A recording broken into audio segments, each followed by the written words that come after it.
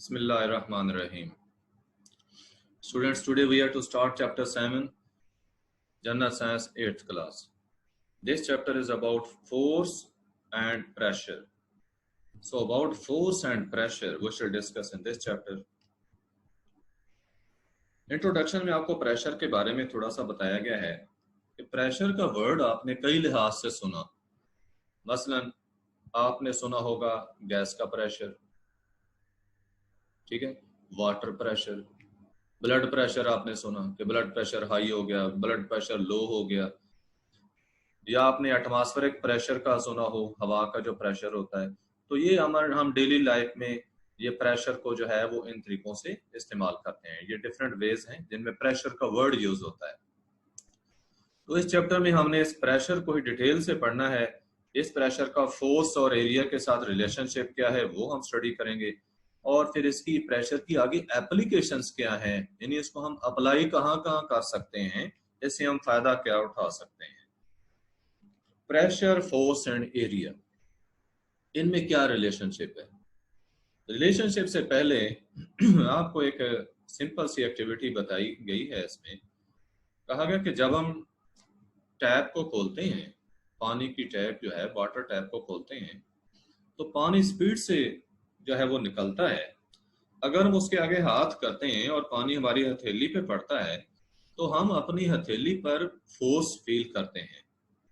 ये जो फोर्स हम फील कर रहे हैं अपने हाथ के ऊपर, जो कि हाथ के ऊपर जो है वो normally mean at right angle, यानी 90 के एंगल पे बिल्कुल सीधी लग रही है। देखो ना, अगर हम हाथ साइड्स पे करते हैं तो पानी दरमियान से गुजर जाता है। उसके आगे अगर हथेली हमारी पानी के बिल्कुल फ्लो के सामने होती है, डायरेक्शन में होती है, यानी पानी नॉर्मली ऊपर पड़ता है, तो फिर हमें फोर्स या पुश महसूस होती है। तो इसका मतलब ये हुआ कि normally acting force on unit area जो है ये प्रेशर होता है, क्योंकि वही पुश जो है वो प्रेशर ही है ना, जिसकी वजह से हमारा हाथ जो है वो नीचे होता है। पानी ज्यादा प्रेशर में हो तो हम हाथ ऊपर नहीं कर सकते, नीचे फोर्स लग रही होती है। तो this force acting normally on unit area of the surface of any object, इसको हम प्रेशर कहते हैं।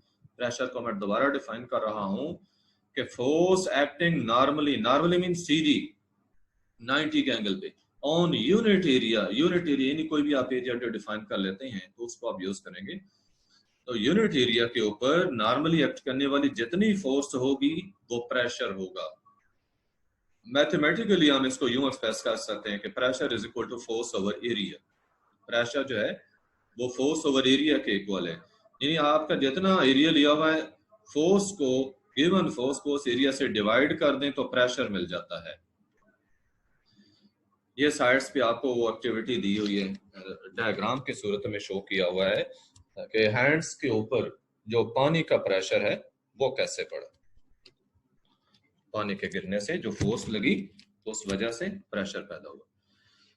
नेक्स्ट उन्होंने कहा कि अगर हम प्रेशर को P के साथ शो करते हैं, फोर्स को F के साथ इंडिकेट करते हैं, और एरिया को जो है हम A के साथ शो कर देते हैं। देखिए, लेटर्स के साथ इंडिकेट किया हुआ है, प्रेशर P से, फोर्स को F के साथ, एरिया को A के साथ। तो मैथमेटिकली हम प्रेशर को यूं लिख सकते हैं कि P is equal to F over A। अब इस रिलेशनशिप से बेटे देखें कि प्रेशर जो है इसका फोर्स और एरिया के साथ क्या ताल्लुक है। प्रेशर फोर्स के डायरेक्टली प्रोपोर्शनल है। डायरेक्टली प्रोपोर्शनल मीन कि अगर हम एरिया को सेम रखते हैं और फोर्स को बढ़ाते हैं तो प्रेशर बढ़ जाएगा। एरिया को सेम रखें, फोर्स को बढ़ाते जाएं तो एरिया प्रेशर बढ़ता जाएगा। अब आप ऐसे करें कि फोर्स को सेम रखें और एरिया को बढ़ाएं, तो इसका रिजल्ट क्या होगा? प्रेशर एरिया के इनवर्सली प्रोपोर्शनल था, तो एरिया बढ़ाने का क्या इफेक्ट होगा? प्रेशर कम हो जाएगा। यानी यहां से हमने इस रिलेशनशिप से ये नतीजा निकाला कि अगर हम एरिया को फिक्स रखें, कांस्टेंट रखें, चेंज ना होने दें, एक ही एरिया लें, और उसके ऊपर फोर्स को चेंज करें, थोड़ी फोर्स यूज करें, फिर ज्यादा करें, फिर और ज्यादा करें, तो फोर्स को हम बढ़ाते जाएंगे तो प्रेशर भी बढ़ता जाएगा। मीन के मुख्तलिफ फोर्सेस इस्तेमाल करेंगे, प्रेशर भी मुख्तलिफ होगा, और फोर्स के बढ़ाने से प्रेशर बढ़ेगा। अब हम ऐसे करते हैं कि फोर्स एक ही लगाते हैं और एरिया को चेंज करते हैं। तो जैसे हम एरिया बढ़ाते जाएंगे प्रेशर कम होता जाएगा, क्योंकि प्रेशर एरिया के इनवर्सली प्रोपोर्शनल है। ये नेक्स्ट एक एक्टिविटी दी हुई है इसी चीज को एक्सप्लेन करने के लिए। ऐसे बेटे देखें, ये दो जो हैं वो प्लेट्स ली हुई हैं। एक ये प्लेट है प्लेट 1 और ये है प्लेट 2। दोनों के अंदर वेट सैंड डाली हुई है, गीली रेत डाली हुई है दोनों के अंदर। अब हमने एक वेज लिया। पहली प्लेट में हमने वेज को कैसे रखा है? It's broad and downward. It's broad and is downward, कि इसका जो चौड़ा हिस्सा है वो नीचे को है। इसके अंदर हमने रखना है, फिर उसको आपने उठा लेना है। उठाने के बाद देखना है कि ये जो इसमें पिट पैदा हुआ है, ये गड़ा साजा जो निशान पैदा हुआ है, ये कितना है। ये देखें यहाँ पे ये शो किया। अब आपने क्या करना है कि दूसरी प्लेट भी बिल्कुल उसी तरह की है और उसमें भी वैसे ही हमने वेट सैंड डाली हुई है, लेकिन अब फर्क है, अब हमने वेज को उल्टा कर दिया है। इन्वर्टेड वेज जो है उसका जो अब ये नैरो एंड है, नैरो एज जो है, इस नैरो एज को हमने डाउनवर्ड किया है और इसके ऊपर रखा है। और उसके बाद हमने इसको उठा लेना है। यहाँ से उठाने के बाद देखना है कि अब जो पिट पैदा हुआ है आप कैसे, तो अब आप देख रहे हैं कि पहले की निस्बत अब ज्यादा गहरा हो गया है। ये जो गड़ा सा है, जो निशान है वो ज्यादा गहरा हो गया है। तो फर्क क्या हुआ? ये वेज जो है वही है जो पहले वाला था। इट मीन्स के फोर्स तो सेम थी, वजन इसका वही है, तो फोर्स सेम है। तो फर्क इस चीज का एरिया का, पहले एरिया ज्यादा था तो ये प्रेशर, ये जो आप देख रहे हैं निशान जो पड़ रहा है, ये प्रेशर को शो कर रहा है। तो एरिया ज्यादा था तो प्रेशर कम हुआ। अब एरिया थोड़ा था तो प्रेशर ज्यादा बना, इसी वजह से ये पिट ज्यादा गहरा हो गया। इस एक्टिविटी से ये प्रूव हुआ कि अगर फोर्स सेम रखते हैं, एरिया को कम करते हैं तो प्रेशर बढ़ जाएगा, और अगर एरिया ज्यादा करें तो प्रेशर कम हो जाता है। दूसरी एक्टिविटी, इसमें बेटे देखें कि अब हमने क्या करना है, एरिया को चेंज नहीं होने देना। यहाँ पे ये आप देखें एक गिलास जार लिया है। पहली प्लेट, ये प्लेटें वही हैं जो पहले यूज की थी, उसमें वेट सैंड उसी तरह से डाली हुई, दोनों प्लेटों में वेट सैंड है। पहली प्लेट के अंदर हमने गिलास जार को एम्प्टी को रखा है, यानी खाली है ये। और रखने के बाद आपने देखना है, उठाना है। उठाने के बाद ये पिट जो इसमें प्रोड्यूस हुआ है, जो इसमें ये गड़ा सा पैदा हुआ है, निशान बना है, इसको हमने देख लिया।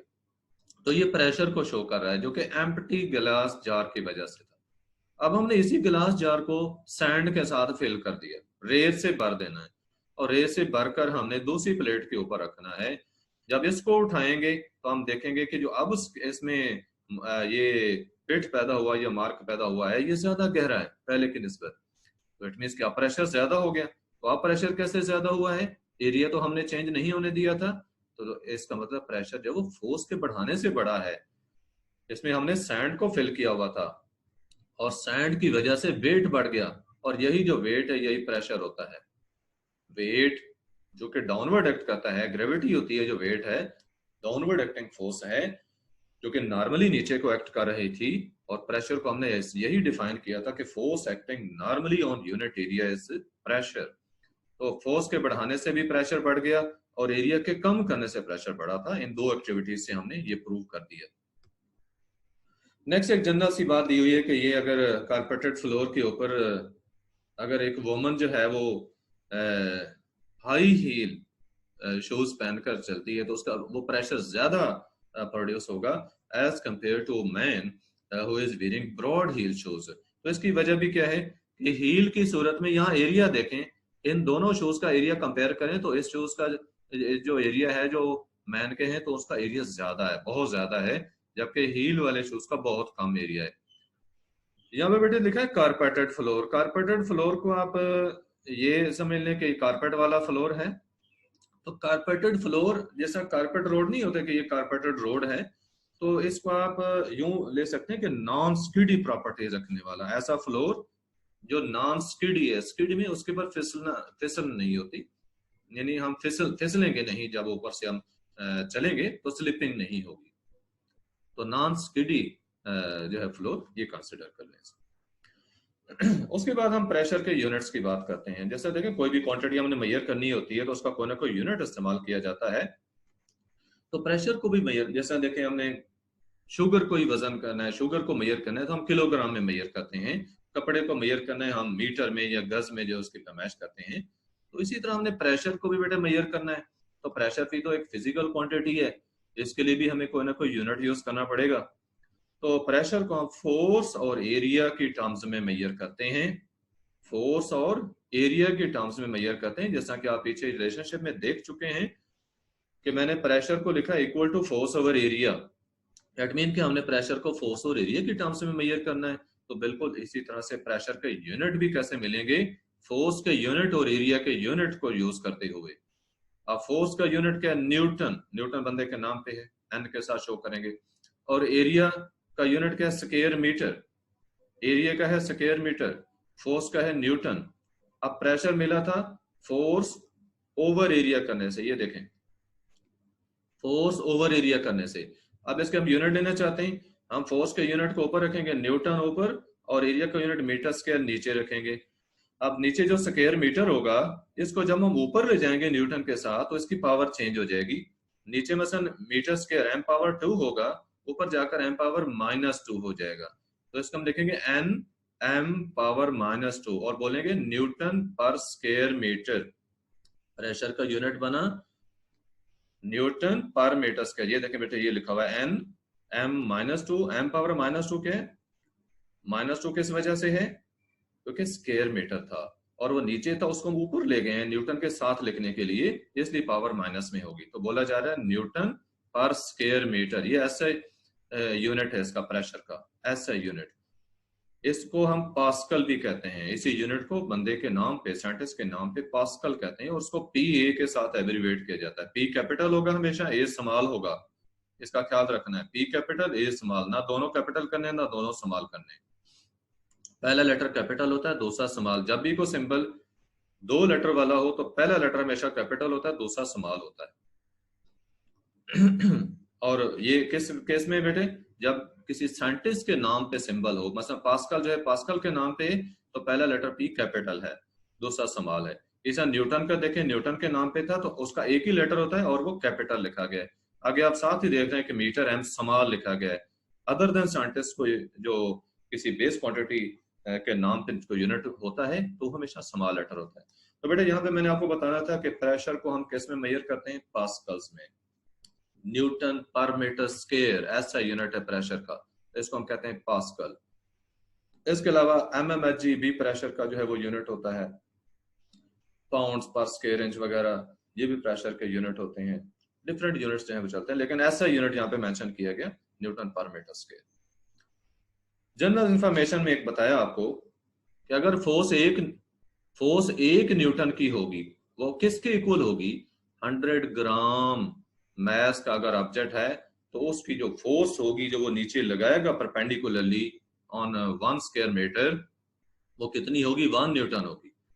अब ये 100 ग्राम मैस 1 न्यूटन के इक्वल कैसे बनती है, इसको मैंने ये इधर कैलकुलेट भी किया हुआ है। ये बेटा देखें, मैस 100 ग्राम है तो हम इसको पहले किलोग्राम में चेंज करेंगे, क्योंकि ऐसा यूनिट जो है वो किलोग्राम है। तो कैसे किया, 100 को 1000 से डिवाइड किया है तो वो 0.1 kg आ गया, किलोग्राम में कन्वर्ट कर, हमेशा ऐसा यूनिट यूज करेंगे।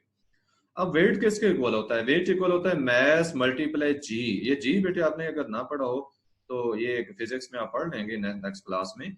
जी ग्रेविटेशनल एक्सेलरेशन होता है, एक्सेलरेशन ड्यू टू ग्रेविटी, यानी जमीन की कशिश की वजह से जो एक्सेलरेशन पैदा होता है। तो इसकी वैल्यू होती है 10, कांस्टेंट है ये। अब मैस हमने कैलकुलेट किया था 0.1, उसको 10 से मल्टीप्लाई किया तो ये बन गया 1 न्यूटन। तो ये देखें, अगर 100 ग्राम मैस था तो वेट कितना बना है, 1 न्यूटन, और यही वेट है जो फोर्स बननी है। तो इसलिए कहा है कि अब फोर्स ऑफ 1 न्यूटन क्या होगी, it will be equal to the weight of 100 gram mass, कि 100 ग्राम मैस का जो वेट होगा वो 1 न्यूटन होगा।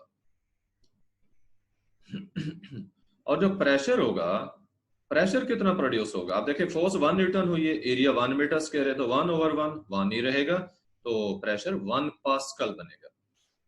नेक्स्ट बताया कि 1 पास्कल जो है ये बहुत ही स्मॉल प्रेशर है। और कितना स्मॉल है, जैसे इसका आइडिया देने के लिए कहा कि अगर हमारे पास 10 रुपी नोट हो, 10 रुपए का नोट हो, और वो टेबल के ऊपर फ्लैट पड़ा हो, बिल्कुल फ्लैट उसको रख दें, तो जितना प्रेशर वो उसके ऊपर टेबल के ऊपर डालेगा वो क्या होगा, वो 1 पास्कल होगा, क्योंकि बेटे बहुत ही माइनर सी वैल्यू है।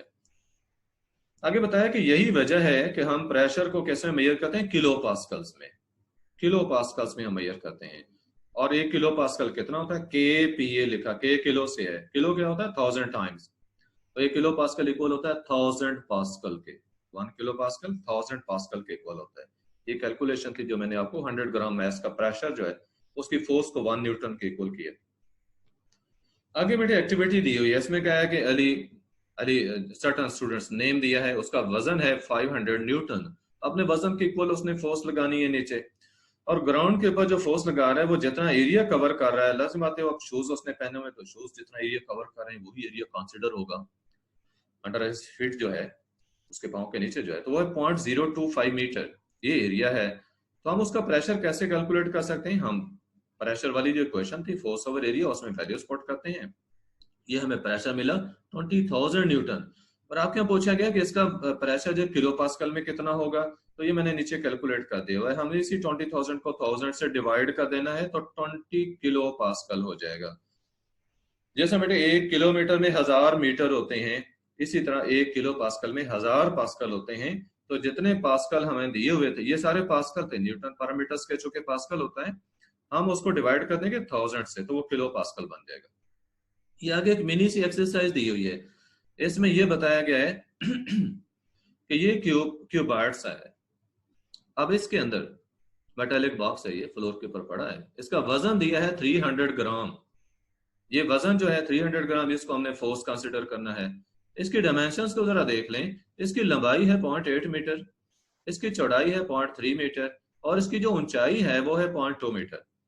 इस वक्त ये जो पड़ा है तो इसके जो ब्रॉड सरफेस इसकी है, जो ब्रॉड एज है वो नीचे है, तो इसका एरिया कितना बनेगा जो in contact with the floor है, तो वो एरिया निकालने के लिए हम क्या करेंगे, इस लेंथ को इसकी विड्थ से मल्टीप्लाई करेंगे, क्योंकि लेंथ और विड्थ इसकी हैं जो in contact with the floor है। तो ये देखें मैंने इसको जो एरिया के लिए यूज किया तो 0.8 मल्टीप्लाई 0.3 किया है। देखिए P1 इसको मैंने प्रेशर को कहा, उस प्रेशर को जो इस केस में ये बॉक्स लगाएगा फ्लोर के ऊपर, तो उसको कैलकुलेट कैसे किया है, it is equal to P1 is equal to F over A कहा, अब फोर्स तो चूंकि सेम है, तो एरिया जो इस केस में है वो कितना बनना है 0.8 मल्टीप्लाई 0.3। देखें बेटे ये रेक्टेंगुलर, इसकी जो बॉटम है वो रेक्टेंगुलर है, रेक्टेंगल शेप, और रेक्टेंगल का एरिया कैसे फाइंड करते हैं, लेंथ मल्टीप्लाई विड्थ, ये आप जानते हैं इसमें मैथ में। तो 0.8 को हमने 0.3 से मल्टीप्लाई किया, ये बना 0.24, 3000 को डिवाइड किया 0.24 से, आंसर आया 12,500, तो 12,500 पास्कल प्रेशर बना इस केस में। अब उन्होंने आगे ये पूछा है कि what will be the pressure exerted by the box if it stands vertically on the smaller face। अब स्मॉलर फेस इसकी कौन सी बनती है, उसकी बेटे ये बनती है, ये साइड हम लेंगे जिसकी ये 0.2 मीटर हाइट और 0.3 मीटर उसकी जो विड्थ है, यानी ये वाली साइड इधर हम खड़ा कर दें, जैसे हमारे पास बुक है उसको हम ऊपर सीधा खड़ा कर देते हैं, तो उसकी जो स्मॉलर साइड होगी अब वो नीचे को होगी, स्मॉलर फेस जो है अब वो in contact with the floor, जब टेबल होगा जिसके ऊपर हमने रखा हुआ है उसको।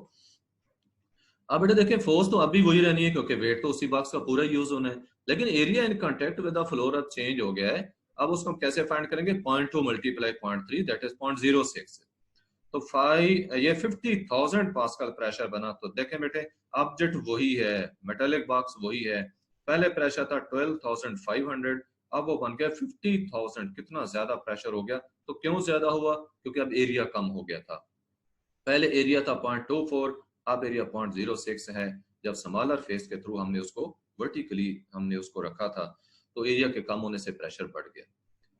उसके बाद नेक्स्ट टॉपिक है वाटर प्रेशर का। वाटर का देखिए बेटे कि हम जब टैप खोलते हैं तो उसमें से पानी निकलता है, बड़ी स्पीड से निकलता है, अगर वो टैंक ज्यादा ऊंचा हो, ग्राउंड फ्लोर से टैंक हमारा जितना ज्यादा हाइट पे हो, तो टैप जितनी नीचे होती है तो नीचे वाली टैप से ज्यादा प्रेशर से पानी आ रहा होता है, तो इसी वजह से तो उस टैंक को जो है वो अपर स्टोरी की जो है वो रूफ के ऊपर रखा जाता है। तो बताया इसकी वजह कि वो प्रेशर क्यों पैदा होता है, कि जो पानी टैंक के अंदर होता है वो टैंक की वॉल्स के ऊपर प्रेशर डालता है, और जो पानी की जो स्पीड होती है ना, जिस स्पीड से वो टैप से बाहर आ रहा होता है, वो इसी प्रेशर की वजह से होता है जो टैंक के अंदर पानी डाल रहा होता है टैंक की वॉल्स के ऊपर। अब ये प्रेशर जो है टैप के अंदर पैदा होने वाला, ये डिपेंड किस पे करता है? ये डिपेंड करता है हाइट ऑफ वाटर टैंक के ऊपर, अबव द ग्राउंड फ्लोर, कि ग्राउंड फ्लोर के ऊपर कितनी हाइट पे जो है हमने वाटर टैंक रखा हुआ है। तो कहा कि यही वजह है कि वाटर टैंक जो है उनको हम रूफ पे रखते हैं। कौन सी रूफ? जो टॉप फ्लोर की रूफ होती है, ताकि प्रेशर ज्यादा प्रोड्यूस हो टैप्स के अंदर। ये प्रेशर जो है वो पाइप्स के थ्रू ट्रांसमिट होता है टैप की तरफ। और अब हम वाटर के जो प्रेशर के कैरेक्टरिस्टिक्स हैं, ये लिक्विड प्रेशर के कैरेक्टरिस्टिक्स हैं, इनको कुछ एक्टिविटीज के साथ स्टडी करते हैं।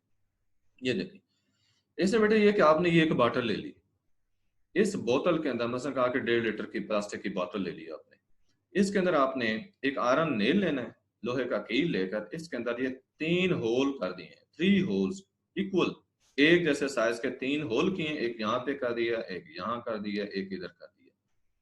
अब हमने क्या करना है कि इन तीनों होल्स को इंसुलेशन टेप हमारे पास होगी, उस टेप के साथ बंद कर देना, ऊपर ये टेप लगा दी। अब इस बॉटल को पानी से भर दें, मुकम्मल भर दें। भरने के बाद इसको हमने यहाँ रख दिया, ये नीचे हमने मीटर रॉड रखा हुआ है, स्केल रखा हुआ है। इस बोतल को यहाँ रखने के बाद हमने वो जो टेप है उसको फौरन खींच देना, टेप को एकदम उसको आपने खींच देना है। ये नहीं कि पहले थोड़ी सी ऊपर से खींचे फिर आस्ता आस्ता नीचे, एट ए टाइम उसको हटा दें, टेप को हटा दें। तो आप देखेंगे कि हमने जो 3 सुराख किए थे उन तीनों में से पानी बाहर आएगा। जो नीचे वाला सुराख है उसमें से आप देख रहे हैं कि पानी ज्यादा दूर जा रहा है और एंगल भी उसका बड़ा बन रहा है। इसकी सरफेस के साथ हमने देखना है कि वो कितना एंगल बना रहा है। तो ये ज्यादा बड़ा एंगल बना रहा है और ज्यादा दूर जा रहा है। इससे जो ऊपर वाला होल है उसका एंगल भी कम है और उसका डिस्टेंस भी कम है, वो देखें यहाँ पड़ रहा है। जबकि जो टॉप वाला ये वाला होल था, इसका एंगल और कम हो गया और ये बहुत करीब गिर रहा है, यहाँ पे गिर रहा है। तो इसकी वजह क्या है? इसकी वजह ये है कि जो लिक्विड का प्रेशर होता है ये डेप्थ के साथ इंक्रीज होता है। ये देखें, ये वाला जो होल है यहाँ पे लिक्विड की डेप्थ ज्यादा थी, ये डेप्थ हम यहाँ से काउंट करेंगे, यहाँ से लेकर यहाँ तक। जबकि इस होल की डेप्थ क्या थी? वो वहां से लेकर सिर्फ यहाँ तक थी। तीसरे होल की कितनी? वहां से लेकर सिर्फ इतनी सी है, बहुत थोड़ी है। तो जितनी डेप्थ बढ़ती जाएगी लिक्विड की, उतना उसका प्रेशर बढ़ता जाएगा। और बेटा याद रखें कि ये प्रेशर जो कि लिक्विड की डेप्थ के चेंज होने से, डेप्थ के बढ़ने से बढ़ता है, उसको हम कहते हैं हाइड्रोस्टैटिक प्रेशर। ये देखिए नेक्स्ट पेज पे इसको स्पेन किया हुआ कि लिक्विड प्रेशर जो है वो डेप्थ के बढ़ने के साथ चूंकि बढ़ा है, तो ऐसा प्रेशर जो डेप्थ के बढ़ने, लिक्विड की डेप्थ के बढ़ने से बढ़े, उसको हम क्या कहते हैं? Hydrostatic pressure. Hydrostatic pressure, hydro का मतलब होता है वाटर, स्टैटिक का मतलब होता है ठहरा हुआ, रुका हुआ। तो इसको हाइड्रोस्टैटिक क्यों कहा? क्योंकि देखिए बोतल के अंदर पानी रुका हुआ था, तो रुका हुआ पानी जो प्रेशर डाल रहा है वो हाइड्रोस्टैटिक प्रेशर कहा कि पानी होल में से जब बाहर आता है तो किस डायरेक्शन में आता है? Perpendicular to the surface of the bottle आता है। अगर आप इसको देखते हैं या आप शुरू में देखें तो स्टार्ट में देखें तो परपेंडिकुलर निकल रहा है, आगे उसका एंगल जो वो कम हो रहा है। तो इसका परपेंडिकुलरली निकलना ये शो करता है, ये शो करता है कि जो लिक्विड टैंक के अंदर है वो टैंक की वॉल्स के ऊपर जो फोर्स लगा रहा है वो परपेंडिकुलरली ही लगा रहा है। परपेंडिकुलर फोर्स लग रही है इसके बॉटल के टैंक के अंदर, या बॉटल है तो इसके अंदर वॉल्स के ऊपर वाटर कैसे फोर्स लगा रहा है? परपेंडिकुलर टू द सरफेस लगा रहा है। तो इसीलिए हमने प्रेशर को डिफाइन किया था ना कि force acting perpendicularly on unit area is called pressure. तो ये नीचे देखिए आपको बताया गया कि जो डैम हमारा होता है उस डैम की बॉटम ज्यादा ब्रॉड क्यों रखी गई होती है? तो आपने अभी पढ़ लिया कि हाइड्रोस्टैटिक प्रेशर जो है वो डेप्थ के बढ़ने से बढ़ता है। तो चूंकि बॉटम की तरफ जाएंगे तो डेप्थ बढ़ती जाएगी, तो लिक्विड का प्रेशर भी बढ़ता जाना है, वाटर का प्रेशर बढ़ता जाना है। अब उस प्रेशर को कंट्रोल करने के लिए हमें डैम की विड्थ ज्यादा करनी पड़ती है। नीचे को पानी का प्रेशर चूंकि ज्यादा हो जाता है नीचे डेप्थ में, उसको कंट्रोल करने के लिए हमें डैम की विड्थ नीचे ज्यादा करनी पड़ती है। ये कुछ जनरल इंफॉर्मेशन की बात है कि जब वाटर प्रेशर जो है इंक्रीज होता है तकरीबन 10,000 पास्कल इंक्रीज होता है। कब? हर मीटर डेप्थ के साथ। समंदर के अंदर या लेक के अंदर 1 मीटर नीचे जाते हैं 10,000 पास्कल का प्रेशर बढ़ जाएगा। तो यही वजह है कि जो डाइवर्स होते हैं, डाइवर्स कौन से होते हैं? गोताखोर, जो गोता लगाने वाले हैं, तो वो क्या करते हैं? वो फील करते हैं ज्यादा प्रेशर अपने ऊपर, अपने ईयर ड्रम्स के ऊपर। Few metres below the surface of water जब जाते हैं तो उन्हें ज्यादा प्रेशर फील होता है, क्योंकि डेप्थ के साथ वाटर बढ़ता है, वाटर का प्रेशर बढ़ता है। बताया कि deeper you go under water, जितना आप ज्यादा गहरे जाएंगे the greater pressure of water pushing down on you, पानी आपको जो नीचे पुश करने वाला होगा उसका प्रेशर बढ़ता जाए, क्योंकि आपके ऊपर पानी बढ़ेगा, आपके पानी के अंदर डेप्थ बढ़ेगी तो डेप्थ के साथ प्रेशर बढ़ता है, लिहाजा आपके ऊपर ज्यादा प्रेशर आएगा। लिक्विड प्रेशर क्लोज कंटेनर्स में, जब भी किसी लिक्विड को या फ्लूइड को हम क्लोज कंटेनर में फिल कर देते हैं तो वो इक्वली प्रेशर एक्सर्ट करता है ऑल डायरेक्शंस में, यानी वो फ्लूइड हर सिमत एक जैसा प्रेशर लगाता है, यानी कि नीचे ज्यादा होगा साइड्स पे थोड़ा होगा, वो हर तरफ एक जैसा प्रेशर जो है वो लगाता है। ये एक एक्टिविटी से एक्सप्लेन किया गया। ये आपने एक प्लास्टिक बॉटल ले लेनी है, प्लास्टिक बॉटल ले लेनी है और इसके अंदर आप देखें कि आपने चंद एक सुराख कर दिए हैं, ये सारे सुराख कर दिए हैं साइड्स पे। उसके बाद हमने क्या करना है कि इस पोरस बॉटल को, प्लास्टिक की बॉटल को, जिसके माउथ में देखें ये पिस्टन लगा हुआ है, ये पिस्टन लगा हुआ है, ये पिस्टन पहले नीचे को होगा। अब हमने क्या करना है कि इसको हमने वाटर टब के अंदर रखना है, ठीक है। इसको वाटर टब के अंदर रखकर हमने इस पिस्टन को ऊपर को खींचना है। जब हम ऊपर को खींचेंगे तो ये पानी से भर जाएगी। उसके बाद हमने क्या करना है कि इसको बाहर निकाल कर रखना है, बॉटल को आपने बाहर निकालना है। निकालने के बाद ये जो प्लंजर है, इस प्लंजर को हमने नीचे पुश करना है। नीचे पुश करने के बाद हम देखेंगे कि इन सुराखों से पानी बाहर जा रहा होगा और हम देखेंगे कि सारे सुराखों से पानी जो जा रहा है वो एक ही स्पीड से जा रहा है, एक ही प्रेशर से जा रहा है। तो पानी का प्रेशर एक जैसा होना सारे होल्स से ये प्रूव कर रहा है कि लिक्विड के ऊपर जो हमने प्रेशर एक्सर्ट किया था, लिक्विड ने उस प्रेशर को डिस्ट्रीब्यूट किया है इन ऑल डायरेक्शंस इक्वली, हर सिमत एक जैसा उसको ट्रांसफर किया, ये नहीं कि नीचे ज्यादा कर दिया साइड्स पे थोड़ा किया है।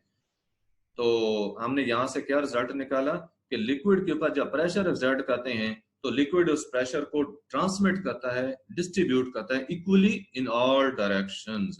और बेटे इसको कहते हैं पास्कल लॉ, क्योंकि ये डिस्कवरी पास्कल लॉ ने की थी।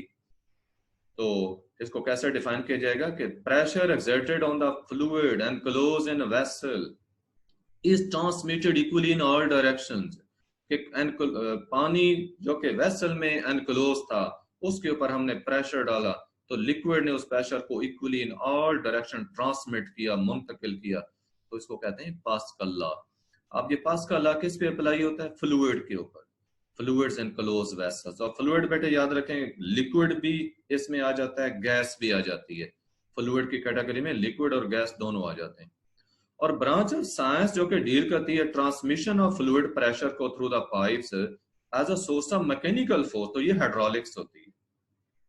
हाइड्रोलिक्स जो है ये फिजिक्स, इसकी साइंस की वो ब्रांच है जो फ्लूइड प्रेशर की ट्रांसमिशन को डील करती है कि फ्लूइड का प्रेशर कैसे ट्रांसमिट होता है डिफरेंट डायरेक्शंस में, और हम इसको अप्लाई करते हैं अपने यूजफुल पर्पसेस में, यूजफुल एक्टिविटीज में इसको हम प्रॉपर्टी को इस्तेमाल करते हैं। और ऐसे जो सिस्टम्स हैं ये अमूमन यूज होते हैं to produce large force with the help of small force. थोड़ी फोर्स को ज्यादा करने के लिए ये सिस्टम इस्तेमाल होते हैं। ये देखिए आगे एक्सप्लेन किया जा रहा है कि थोड़ी फोर्स ज्यादा कैसे हो जाती है। ये देखिए आपको एक हाइड्रोलिक सिस्टम शो किया गया है। इसमें बेटे ये है छोटा सिलेंडर और ये इधर है बड़ा सिलेंडर।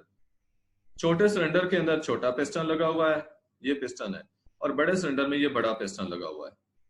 और ये दोनों पिस्टन इस पाइप के जरिए आपस में मिले हुए हैं और ये मुकम्मल तौर पे दोनों सिलेंडर और पाइप जो है इसके अंदर क्या है? पानी भरा हुआ है, फ्लूइड है। आप कोई भी फ्लूइड ले सकते हैं, पानी ले लें या कोई फ्लूइड, ऑयल ले लें, जो भी फ्लूइड हमने यूज करना है वो इसके अंदर हमने डालना है।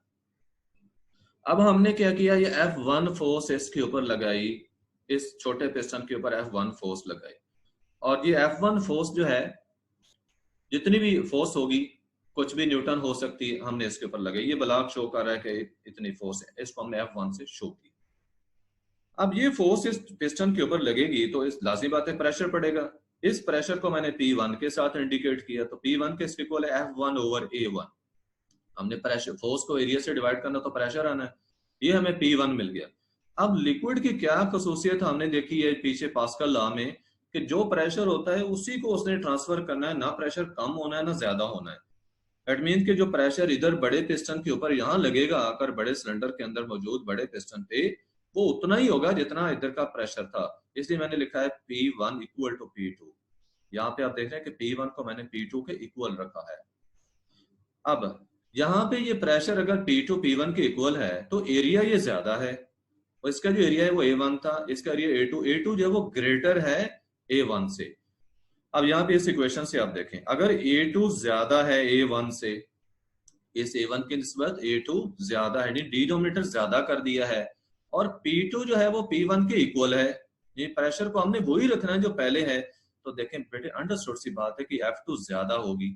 जब तक ये F2 ज्यादा वैल्यू नहीं होती उस वक्त तक ये ज्यादा वैल्यू जो एरिया की बड़ी वैल्यू है, इसे डिवाइड करने से हासिल होने वाली वैल्यू जो कि P2 प्रेशर है, ये P1 के इक्वल नहीं हो सकता। लेकिन चूंकि पास्कल लॉ के मुताबिक P1 इक्वल टू P2 होना है, तो F2 शुड बी ग्रेटर।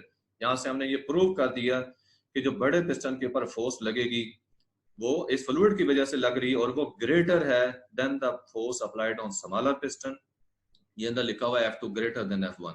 तो अब इसकी हम एप्लीकेशन क्या कर सकते हैं कि जो थोड़ी फोर्स थी हमने थोड़ी लगाई, उधर ज्यादा फोर्स बनी, इसका फायदा क्या होगा। हम यहाँ पे कोई हैवी ऑब्जेक्ट रखकर, यहाँ पे हैवी ऑब्जेक्ट रखेंगे, जैसे गाड़ी वगैरह उठाई जाती है हाइड्रोलिक सिस्टम के जरिए, तो उसको हम ऊपर उठा सकते हैं। ये आगे देखें एप्लीकेशंस में आपको जैक सिस्टम का बताया गया है। हाइड्रोलिक सिस्टम है जो जैक सिस्टम, आपको डायग्राम से एक्सप्लेन करते हैं। ये देखें, इसका पहले पिस्टन के अंदर मैंने बताया था, ये बिल्कुल उसी तरह से यहाँ पे F1 फोर्स है जो यहाँ पे लग रही है, ये छोटा पिस्टन है, छोटे सिलेंडर के अंदर लगा हुआ। फिर ये इधर वेल्व लगे हुए हैं, ये V1 V2 के वेल्व्स हैं जो one way flow of fluid जो है उसको मेंटेन रखते हैं। तो ये फ्लूइड जो है उसके ऊपर प्रेशर पड़ा तो फ्लूइड उसको ट्रांसफर कर रहा है बड़े सिलेंडर में, बड़े पिस्टन के ऊपर। तो आपको पहले मैं प्रूव कर चुका हूं कि F2 जो फोर्स बड़े पिस्टन पे वो ज्यादा होनी है F1 की निस्बत। F1 लिखा ना थोड़ी F2 से, यानी F2 ज्यादा है, तो यहाँ पे गाड़ी जो है वो उठाई जाएगी। उसके बाद हमने अब गाड़ी को नीचे कब ले आना है, ये वाले जो वेल्व्स हैं ये बंद हो जाते हैं, और बंद होने की सूरत में गाड़ी जो उठाई गई थी वो रेज्ड ही रहेगी, ऊपर ही उठी रहेगी। जब तक अगर हमने नीचे ले आनी है तो कैसे ले आनी है, ये वाला स्टॉपर हम खोलते हैं। जब स्टॉपर को खोलेंगे तो ये जो इसमें फ्लूइड होगा, ऑयल होता है इसमें, तो ये ऑयल यहाँ से इधर आएगा, इधर से होता हुआ ये ऑयल टैंक में चला जाएगा। जैसे ऑयल यहाँ से बाहर निकलेगा तो ये पिस्टन नीचे को आ जाएगा और गाड़ी नीचे को आ जाएगी। ये बेटे था jack system, hydraulic jack system. उसके बाद है हाइड्रोलिक ब्रेक सिस्टम, वो भी बिल्कुल इसी तरह, इसमें एक मास्टर सिलेंडर होता है, एक इसमें स्लेव सिलेंडर होता है। ये देखें, ये इसमें एक पाइप है, इस पाइप के एक तरफ ये छोटा सिलेंडर है, इसको हम कहते हैं मास्टर सिलेंडर। इसके अंदर ये छोटा पिस्टन लगा होता है और ये पिस्टन इधर से कनेक्टेड है ब्रेक पैडल के साथ, जिसको हमने नीचे पुश करना होता है। और दूसरी साइड पर पाइप के दूसरी तरफ देखें, ये बड़ा सिलेंडर लगा हुआ है, इसको हम कहते हैं स्लेव सिलेंडर। स्लेव सिलेंडर जो है इसके साथ आगे ये ब्रेक पैड लगा हुआ है, ये पैड शो किया, तो इसके अंदर ऑयल है, ब्रेक ऑयल जो होता है। जब हम बेटे यहाँ पांव से पुश करेंगे, ब्रेक पैडल को नीचे पुश करेंगे, तो ये छोटा सिलेंडर जो है ये नीचे को पुश होगा मास्टर सिलेंडर में।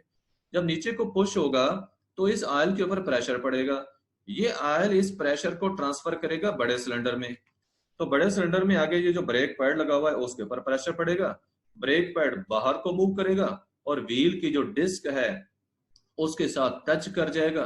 फ्रिक्शन की वजह से व्हील जो है उसकी मूवमेंट रुक जाएगी, व्हील घूमना स्टॉप हो जाएगा।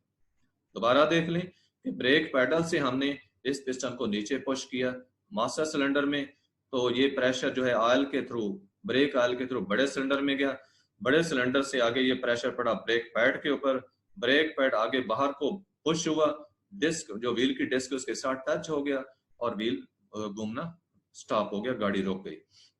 जब हम इस पाँव को पीछे हटाएंगे ब्रेक पैडल से, तो ये बेटा देखिए ये दो स्प्रिंग दिए गए, एक ये वाला स्प्रिंग है और ये वाला स्प्रिंग है। इनका काम क्या है, ये इस ब्रेक पैड को, जो ब्रेक पैड है जिसने डिस्क को रोका है, तो ये इसको पीछे खींच लेंगे, ये पहले वाली हालत में आ जाएगा और डिस्क से अलहदा हो जाएगा, ब्रेक खुल जाएगी और गाड़ी जो है दोबारा चल सकती है। उसके बाद बेटे गैस प्रेशर इन कंटेनर का शो किया। बिल्कुल सिंपल सी बात है, किसी कंटेनर के अंदर जब गैस होती है तो गैस के मॉलिक्यूल रैंडमली मूव करते हैं।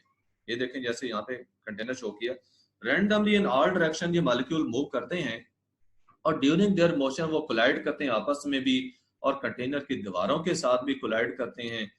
जब दीवारों के साथ कोलाइड करते हैं तो ड्यूरिंग कोलिजन फोर्स लगाते जी बेटे, गैस के मॉलिक्यूल कंटेनर के अंदर जो मूव करते हैं रैंडमली मूव करते हैं और ड्यूरिंग देयर मोशन वो कोलाइड करते हैं विद ईच अदर और and with the walls of the container.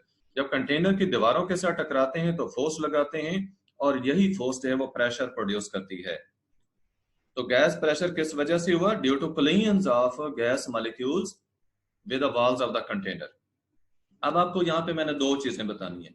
पहली चीज ये है कि अगर हम कंटेनर का वॉल्यूम कम कर देते हैं, जैसे यहाँ पे देखें आपको बताया गया कि अगर हम वॉल्यूम को डिक्रीज कर देते हैं, कंटेनर का वॉल्यूम कम कर देंगे तो उसका रिजल्ट क्या होगा? तो देखें गैस के मॉलिक्यूल्स के दरमियान जो फासले हैं वो कम हो जाएंगे। अब मॉलिक्यूल्स उतने ही है जितने पहले थे, लेकिन दरमियानी फासले कम हो गए। जब दरमियानी फासले कम हो गए तो उनकी कोलिजन्स बढ़ जाएंगी, उनके टकराव ज्यादा हो जाएंगे, तो प्रेशर बढ़ जाएगा। अब दूसरा केस देखते हैं कि हम कंटेनर का वॉल्यूम चेंज नहीं करते बल्कि गैस को ज्यादा कर देते हैं। मोर मॉलिक्यूल्स ऑफ गैस जो हैं दे आर एडेड। अब इसका रिजल्ट क्या होगा? अगेन नंबर ऑफ कोलिजन्स बढ़ जाएंगी, क्योंकि मॉलिक्यूल्स की तादाद ज्यादा है तो कोलिजन्स बढ़ेंगी, और जब कोलिजन्स ज्यादा होंगी तो प्रेशर बढ़ जाएगा। यानी हमने वॉल्यूम कंटेनर का कम किया, प्रेशर बढ़ गया था, और अगर हमने गैस को ज्यादा किया है तो तब भी प्रेशर बढ़ गया है। ये आपको टॉपिक दिया गया है यहाँ पे न्यूमेटिक्स। न्यूमेटिक्स क्या है? इसमें गैस की जो मैकेनिकल प्रॉपर्टीज होती हैं उनको हम इस्तेमाल में लाते हैं। कंप्रेस्ड एयर बताया कि इसके अंदर एबिलिटी होती है, कंप्रेस्ड एयर जो कि प्रेस्ड है, कंप्रेस की हुई है, अंडर प्रेशर है, उसके अंदर एबिलिटी है कि वो मैकेनिकल वर्क कर सकती है। तो हम इसी कंप्रेस्ड एयर की मैकेनिकल प्रॉपर्टीज को स्टडी करते हैं इस ब्रांच के साथ। ये जो न्यूमेटिक्स है इसके अंदर बताया कि ब्रांच ऑफ साइंस है जो डील करती है with the study and applications of pressurized gas under pressure, जो कंप्रेस की होगी गैस। किस लिए? To produce mechanical motion produce करने के लिए। ये एक्टिविटी क्या थी कि कहा कि एक सिरिंज ले लें, नई सिरिंज इसलिए कहा कि इसके अंदर जो प्लंजर है वो बिल्कुल सही हो, अदरवाइज इसकी साइड से फिर गैस लीक हो जाती है। आपने क्या करना है कि इसका प्लंजर पीछे को खींचना है। जब पीछे को खींचेंगे इसके अंदर हवा भर जाएगी। उसके बाद आपने इसका जो एंड है, इसकी जो टिप है, इसको आपने ओपनिंग जो इसको आपने क्लोज करना है फिंगर के साथ, प्रेस करके रखें और पीछे से प्लंजर को पुश करें अंदर। प्लंजर थोड़ा सा जो पुश होगा, ज्यादा नहीं पुश कर सकेगी, थोड़ा सा ही पुश होगा। पुश करने के बाद अगर आप छोड़ते हैं तो प्लंजर पीछे को थोड़ा मूव करेगा। अब वो प्लंजर पीछे को जो मूव कर रहा है तो प्लंजर की मोशन क्या है? ये वर्क है। प्लंजर खुद ब खुद तो नहीं मूव कर रहा, उसके ऊपर गैस की फोर्स लगी है तो वो मूव हुआ है। तो ये जो गैस अंदर कंप्रेस्ड थी, it means this gas had ability to do work. इस गैस के अंदर ये खसूसियत थी, एबिलिटी थी कि वो वर्क कर सकती है, इसलिए उसने प्लंजर के ऊपर फोर्स लगाई और प्लंजर पीछे को गया है। तो यहां से बेटा क्या प्रूव हुआ कि जो कंप्रेस्ड एयर होती है उसके अंदर ये एबिलिटी है कि वो वर्क कर सकती है, वो मैकेनिकल मोशन कॉज कर सकती है। तो इसकी एप्लीकेशंस में देखें, ये एप्लीकेशंस आपको दी हुई है कुछ जो हमारी डेली लाइफ की हैं। नंबर 1 के ऑटोमोबाइल टायर्स, गाड़ियों के जो टायर होते हैं, they are inflated with compressed air. उनके अंदर हम हवा भरते हैं, हवा के भरने से उनकी जो व्हीकल्स की रनिंग है वो स्मूथ हो जाती है, जंपिंग वगैरह नहीं होती फिर गाड़ियों की। स्प्रे गन्स में देखें, इसमें कंप्रेस एयर हम यूज करते हैं पेंट स्प्रे करने के लिए। एयर पावर्ड मोटर्स होती हैं बेटे, ये स्पेशली डिजाइंड होती हैं, उनमें कंप्रेस एयर के जरिए वो वर्क करती हैं। ऐसी मोटर उन जगहों पे हम अप्लाई कर सकते हैं जहां पे इलेक्ट्रिक मोटर्स जो है वो सूटेबल नहीं होती, सेफ्टी रीजंस की वजह से, जहां पे इलेक्ट्रिक मोटर्स के खतरात होते हैं, इलेक्ट्रिसिटी के ये शॉर्ट सर्किट वगैरह के, ये हो, तो वहां पे हम ये एयर पावर्ड मोटर्स यूज कर सकते हैं। फिर बताया कि कंप्रेस एयर यूज होती है to operate air powered tools. कुछ एयर पावर टूल्स ये न्यूमेटिक टूल्स कहलाते हैं, जो एयर पावर टूल्स हैं वो न्यूमेटिक टूल्स कहलाते हैं। मसलन हैमर्स हैं, ड्रिल्स हैं, तो ये भी ऐसे चलती हैं। फिर कंप्रेस एयर ब्रेक सिस्टम में यूज होती है हैवी व्हीकल्स के अंदर। जब हम ब्रेक पेडल को प्रेस करते हैं तो कंप्रेस एयर रिलीज होती है फ्रॉम द स्टोरेज टैंक, और एयर जो है ये ब्रेक पैड को पुश करती है against the moving wheel disc, और इस तरह से जो है वो व्हील की मूवमेंट स्टॉप हो जाती है फ्रिक्शन की वजह से और गाड़ी रुक जाती है। तो ये एयर ब्रेक सिस्टम में यूज हुआ कंप्रेस्ड एयर का। फिर डेंटिस्ट्री टूल्स, ये जो डेंटिस्ट इस्तेमाल करते हैं टूल्स, वो भी कंप्रेस्ड एयर से ऑपरेट करते हैं। तो इससे पेशेंट्स जो है उनके लिए वो ज्यादा सेफर होते हैं टू यूज। ये नहीं कि इलेक्ट्रिसिटी यूज हो रही हो और वहां पे शॉक हो जाए, इलेक्ट्रिक शॉक हो जाए, तो उसे बच सकते हैं हम। तो ये 6 एप्लीकेशंस बताएं। ये आपको आगे मैंने डायग्राम्स के साथ भी शो कर दिया है। ये ऑटोमोबाइल में एयर फिलिंग को शो किया, ये स्प्रे गन है, ये एयर पावर्ड मोटर है, उसके बाद ये न्यूमेटिक हैमर है, हथौड़ी यूज हो रही, ये एयर ब्रेक सिस्टम है। ये बेटा देखें, यहाँ से ब्रेक पेडल को जब पुश करते हैं तो ये वेल्व ओपन होता है, यहाँ पे ये एयर कंप्रेसर होता है, तो एयर जो कंप्रेस्ड फॉर्म है यहाँ पे टैंक में फिल्ड होती है, यहाँ से ये हवा नीचे आती है, जब नीचे आती है यहाँ से इधर आएगी, ये पिस्टन आगे को पुश होता है, ये वाला पिस्टन आगे को पुश होगा, तो ये जो यहाँ पे ये ब्रेक पैड है, ये पैड आगे को इस डिस्क के साथ मिल जाता है और ब्रेक लग जाती है। ये बाकी व्हील्स को भी ये इधर ये कंप्रेस्ड एयर जो है वो जा रही है। Next aerosols. एरोसोल क्या है? सोल कहते हैं मिक्सचर, सॉलिड और लिक्विड पार्टिकल्स का गैस के अंदर जो मिक्सचर होता है, ये हवा में मिक्सचर, उसको सोल कहते हैं। दोबारा सुन लें, सॉलिड या लिक्विड पार्टिकल्स का गैस में या हवा में जो मिक्सचर है, इसको सोल कहते हैं। और एरोसोल्स, एरो कहते हैं हवा को, सोल्स आपने देख लिया कि लिक्विड या सॉलिड पार्टिकल्स का मिक्सचर है, तो एरोसोल फिर क्या हुआ? सॉलिड या लिक्विड पार्टिकल्स का मिक्सचर गैस के अंदर कंप्रेस्ड फॉर्म में। तो ये यूज कहाँ पे होते हैं? एयर फ्रेशनर्स में, ये इंसेक्ट रिपेलेंट्स हो गए, हेयर स्प्रेज हो गए, या क्लीनिंग एजेंट्स होते हैं, स्प्रे पेंट्स होते हैं, मेडिसिनल स्प्रे हो गए, ये इनहेलर्स वगैरह, तो ये सारे क्या हैं? ये एरोसोल्स कहलाते हैं। अब इसकी वर्किंग कैसे होती है? इस वर्किंग को मैं यहाँ पे आपको इस डायग्राम से एक्सप्लेन करता हूँ। इसमें देखिए, इस कंटेनर के अंदर वो सोल है, यानी लिक्विड और सॉलिड पार्टिकल्स जो उनका मिक्सचर है। जो भी हमारा प्रोडक्ट होता है, परफ्यूम है या वो पेंट है या कोई पॉइजनस को केमिकल है स्प्रे वगैरह का, तो वो इसके अंदर होता है। अंडर हाई प्रेशर होता है, कंप्रेस्ड एयर, इसके अंदर जो है गैस अंडर प्रेशर डाली होती है ताकि ज्यादा से ज्यादा। अच्छा, अब हमने क्या करना होता है? इसके अंदर हमने एक लिक्विड डालना होता है जो कि कहलाता है प्रोपेलेंट। प्रोपेलेंट वो लिक्विड होता है जो कि at ordinary pressure, atmosphere pressure, वो गैसीय स्टेट में पाया जाता है, उसका बॉइलिंग पॉइंट बहुत ही कम होता है। लेकिन यहाँ पे जो कि प्रेशर ज्यादा होता है, तो उस ज्यादा प्रेशर की वजह से वो जो प्रोपेलेंट है वो लिक्विड फॉर्म में होता है। अब ये ऑपरेट कैसे होता है? ये वाला बटन है जिसको बैठे हम पुश करते हैं। जब हम इस बटन को नीचे पुश करेंगे तो यहाँ पे एक वेल्व लगा होता है, ये इधर लेबल किया वेल्व, ये वेल्व नीचे को पुश होता है, और इसके नीचे को पुश होने से यहाँ से कॉन्टिन्यूस पैसेज जो है वो कंप्लीट हो जाता है बॉटम तक। ये प्लास्टिक ट्यूब है, ये ट्यूब यहाँ पे वेल्व के साथ कनेक्टेड थी, यहाँ आउटसाइड इसका कनेक्शन था। तो यहाँ पे जब हमने इसको पुश किया तो वेल्व के नीचे होने से ये देखें, ये ब्लू एरो के साथ जो शो किया हुआ, ये पूरा पैसेज जो है वो कंप्लीट हो जाता है। और कंप्लीट होने से क्या होगा? जो अंदर का वो प्रोपेलेंट हमारा था, उसके ऊपर जो कि प्रेशर रिलीज होगा, जैसे प्रेशर रिलीज होगा वो फौरन वेपर्स में चेंज होगा, और उसके वेपर्स का जो अंदर प्रेशर पैदा होगा, उस प्रेशर के जरिए हमारा जो लिक्विड होता है, वो परफ्यूम हो या वो कोई भी स्प्रे है या पेंट है, तो प्रेशर से वो बाहर को निकलता है। उसके बाद यहाँ पे नोजल होती है, ये देखें यहाँ पे नोजल शो की गई। नोजल के अंदर से जब वो स्प्रे या परफ्यूम बाहर निकलता है, तो नोजल उसको बारीक जरात में, बारीक पार्टिकल्स में स्प्लिट कर देती है। ये देखें, जिसको कहा टाइनी ड्रॉपलेट्स में नोजल उसको स्प्लिट कर देती है, तो फाइन स्प्रे की सूरत में वो नोजल से बाहर स्प्रे आता है। ये दोबारा आप यहाँ पे देख सकते हैं, बताया कि मिक्सचर है दो फ्लूइड्स का, एक इसमें जो है वो बॉयल करता है रूम टेम्परेचर पे, वो हमारा प्रोपेलेंट होता है, और दूसरा हमारा प्रोडक्ट होता है, वो परफ्यूम है या स्प्रे है या कोई भी मेडिसिन है, एयर फ्रेशनर है या स्प्रे, इंसेक्ट रिपेलेंट वगैरह इसमें यूज होते हैं। तो प्रोपेलेंट जो होता है उसने पुश करना होता है हमारे प्रोडक्ट को आउट ऑफ द कैन। दोनों फ्लूइड्स जो है वो सील्ड बॉटल कैन में स्टोर किए हुए हैं। अब एट रूम टेम्परेचर ये होता है कि जब हम बटन को नीचे पुश करते हैं तो प्रोपेलेंट फ्लूइड का कुछ हिस्सा वेपोराइज होता है और प्रेशर बढ़ा देता है प्रोडक्ट लिक्विड के ऊपर।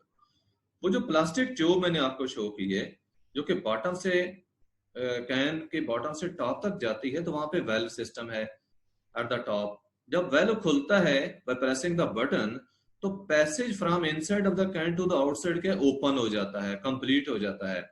अब हाई प्रेशर प्रोपेलेंट वेपर्स क्या करेंगे, या गैस जो है वो क्या करेगी, वो हमारे लिक्विड प्रोडक्ट को उस प्लास्टिक ट्यूब के जरिए ऊपर को ले आती है, बाहर को ले आती है।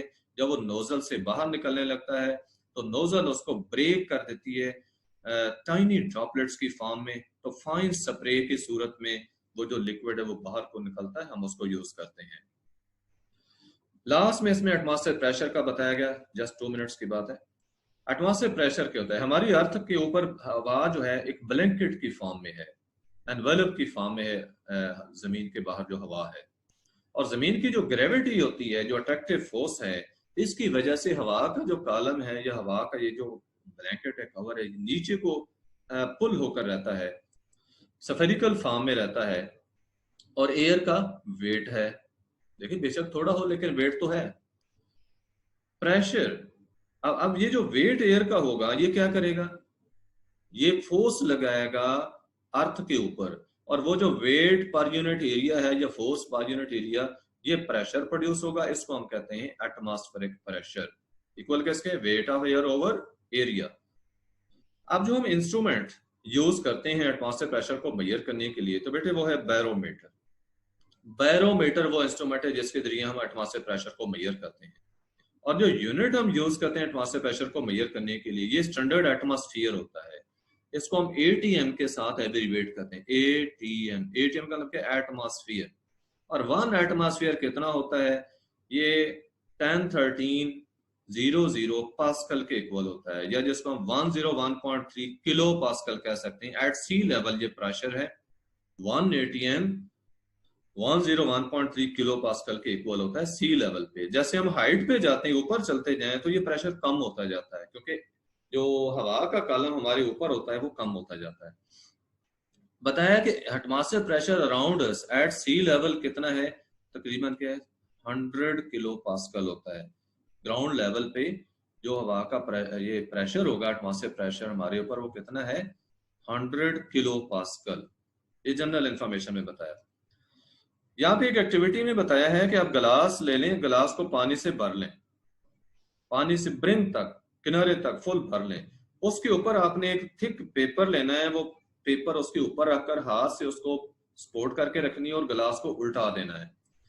दूसरे हाथ से गिलास को उल्टा देना, एक हाथ से आपने ऊपर पेपर को पकड़ के रखना है, दूसरे हाथ से गिलास को उल्टा देना है। तो उल्टाने के बाद आप देखेंगे, आप नीचे से हाथ हटा लेंगे तो पानी नीचे नहीं गिरेगा। उसकी वजह क्या है? वो पानी नीचे क्यों नहीं जा रहा? इसलिए कि हवा का प्रेशर, एटमॉस्फेयर प्रेशर जो है, वो उस थिक पेपर के ऊपर की डायरेक्शन में लग रहा है, और उस प्रेशर की वजह से वो पेपर नीचे नहीं हो पा रहा और पानी नीचे नहीं गिर रहा। ये एटमॉस्फेयर प्रेशर को एक्सप्लेन किया। अब सिर्फ एक सिंपल सी थिंग यहाँ पे ये बताई है कि हाइट के साथ प्रेशर जो है वो कम हो जाता है। अर्थ सरफेस जहाँ पे हम रहते हैं, ये बॉटम ऑफ सी लेवल होता है। Bottom of sea of air इसको क्यों कहा? कि सरफेस के ऊपर जितनी हवा है, एटमॉस्फेयर है, उसको सी ऑफ एयर से तशबीह दी, और उसका जो वेट होता है जो जमीन के ऊपर लगेगा, ये क्या? ये एटमॉस्फेरिक प्रेशर है। कहा कि जैसे हम ऊपर को जाते हैं हवा के अंदर, तो एटमॉस्फेयर प्रेशर कम होता जाता है। अब इसकी वजह क्या है? कि वेट ऑफ एयर डिक्रीज होता जाएगा। जैसे हम ऊपर जाएंगे तो हमने देखना है कि हमारे ऊपर हवा कितनी रह गई है, उसकी थिकनेस चूंकि कम होती जाएगी, तो हवा के वेट के कम होने की सूरत में हमारे ऊपर प्रेशर कम होता जाएगा। कहा कि लोग जो क्लाइंबिंग करते हैं माउंटेन्स के ऊपर, पहाड़ों के ऊपर जो चढ़ते हैं, तो वो लेस प्रेशर एक्सपीरियंस करते हैं than those which are at the sea level. Sea level पे एटमॉस्फेयर प्रेशर कितना है? आपको पहले ही बताया, 101300 पास्कल या 101.3 किलो पास्कल। जबकि अगर आप 5 किलोमीटर हाइट पे ऊपर चले जाते हैं तो ये प्रेशर 55,000 पास्कल या ओनली 55 किलो पास्कल रह जाता है। उधर 101.3 किलो पास्कल था, 5 किलोमीटर की हाइट पे ये 55 किलो पास्कल रह गया। Altitude above the sea level जो है, इसको हम डिटरमिन कर सकते हैं on the basis of measurement of atmosphere pressure, कि हम एटमॉस्फेयर प्रेशर को डिफरेंट हाइट्स पे मेजर करके उस प्रेशर के जरिए हम ये मेजर कर सकते हैं कि हम कितनी हाइट पे हैं। जितना प्रेशर कम होगा, एटमॉस्फेयर प्रेशर जितना कम होगा, उतनी हाइट ज्यादा होगी। अब जब बैरोमीटर को हम ऐसे कैलिब्रेट करते हैं, यानी कि उसके अंदर हम ऐसी चेंजेस करते हैं, उसको ऐसे हम सेटिंग कर लेते हैं, उसके अंदर उसके ऊपर ग्रेडिंग कर लेते हैं स्केल की, कि वो अल्टीट्यूड को इंडिकेट करेगा प्रेशर की चेंज के साथ, तो इस इंस्ट्रूमेंट को हम कहते हैं pressure altimeter. What is pressure altimeter? Barometer calibrated in such a way to indicate height with pressure, to indicate altitude with pressure by measuring pressure is called pressure altimeter. तो pressure altimeter use होता है aircrafts में, wrist mounted altimeter, wrist mounted क्या, wrist हमारे कलाई के ऊपर जो है वो अल्टीमीटर लगा होता है, या स्काई डाइवर्स जो है वो यूज करते हैं। हाइकर्स, हाइकर्स क्या होते हैं, लॉन्ग ट्रैवलिंग करने वाले, अक्रॉस द कंट्री जो ट्रैवलिंग करने वाले, उनको हाइकर्स कहते हैं। या माउंटेन क्लाइंबर्स हो गए, कोह पहाड़ों के ऊपर जो है वो चढ़ने वाले, सफर करने वाले, तो ये रिस्ट माउंटेड अल्टीमीटर यूज करते हैं। ये बेटे pressure altimeter at the end आपको बता रहा हूँ, ये इसमें एक जो डिस्क सी आप देख रही हैं, ये लिड सा होता है और ये फ्लेक्सिबल होता है, ये फ्लेक्सिबल डिस्क है, इलास्टिक है। इसके ऊपर जब ये एटमॉस्फेरिक प्रेशर पड़ता है तो इस प्रेशर के चेंज होने की सूरत में ये चूंकि इलास्टिक है तो ये कंप्रेस होता है, ज्यादा प्रेशर होगा तो ये ज्यादा कंप्रेस होगा, थोड़ा प्रेशर है थोड़ा होगा, ये चेंज हो इसकी शेप में चेंज आती है। ये जो सील्ड एनरॉयड सेल कहा, तो ये क्या है, ये इलास्टिक सा ये कंटेनर होता है, डिस्क सी इसकी होती हैं, और प्रेशर के चेंज होने से इसके अंदर क्या है, वैक्यूम होती है। याद रखो बेटे, ये इवैक्यूएटेड होता है, अंदर इसके वैक्यूम होती है, और बाहर के प्रेशर के चेंज होने से इसकी शेप चेंज होती है, और इसकी शेप के चेंज होने से ये जो साथ पॉइंटर लगा हुआ है, ये पॉइंटर मूव करता है, और ये इधर ये स्केल लगा हुआ है, ये स्केल हमें हाइट शो करता है। हमारी कैलिब्रेशन इसकी ऐसी होती है, हमने सेटिंग ऐसे की होती है कि डिफरेंट प्रेशर्स के ऊपर जितनी हाइट होती है हमें यहाँ स्केल से वही हाइट मिलती है, उसको हमने सेट किया होता है। फिर देख लें बेटे कि ये जो सील्ड एनरॉयड सेल है, ये क्या इलास्टिक होता है, इलास्टिक होता है, और ये इवैक्यूएटेड होता है, इसके अंदर खला होती है, वैक्यूम होती है।